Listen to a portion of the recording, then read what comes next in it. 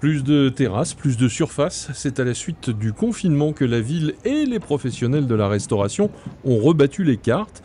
En 2019, 41 terrasses estivales et 162 terrasses annuelles. Aujourd'hui, un total de 293.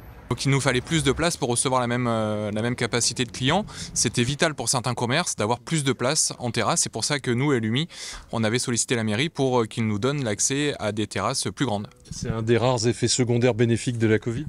Oui, exactement. Maintenant, c'est vrai que c'est rentré dans les mœurs. Tout le monde est content d'avoir un peu plus de superficie.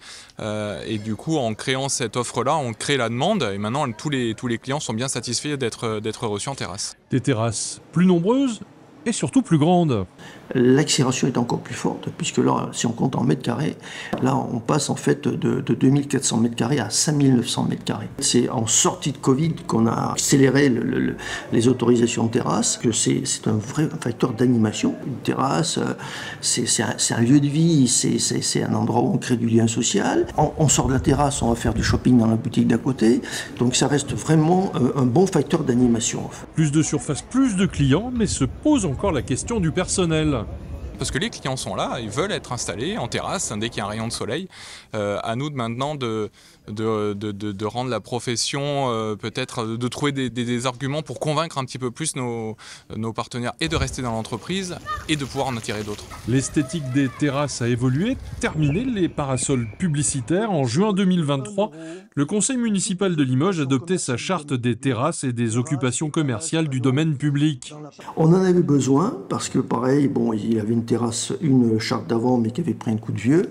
Et puis compte tenu justement de la croissance en surface des terrasses, d'autres facteurs, par exemple la piétonisation de certains secteurs, harmonisation, on va dire ravalement de façade, des choses comme ça, il fallait qu'on se remette au goût du jour. On autorise ce qu'on appelle des camailleux, quoi. Donc, mais il y a quand même une TAN qui est donnée dans la charte pour tel secteur, et ça c'est important. Oui, je pense que tous les professionnels ont à cœur également de proposer quelque chose d'agréable, de confortable et esthétiquement beau. Enfin, on a une attention particulière également à nos riverains. On sait qu'il y a une vigilance également par rapport à certains quartiers. Plus de terrasses peut parfois créer plus de nuisances, donc tout le monde est sensibilisé à bien faire respecter les règles de vie en communauté. Et pour la fiscalité, la ville a choisi, après l'euro symbolique post-confinement, de remettre en place une tarification modulée de 33 à 75 € du mètre carré à l'année en fonction de la situation de la terrasse. Ça va nous amener à peut-être autour de 250 000 € annuels. Les cafés-restaurants représentent 21% des commerces de Limoges.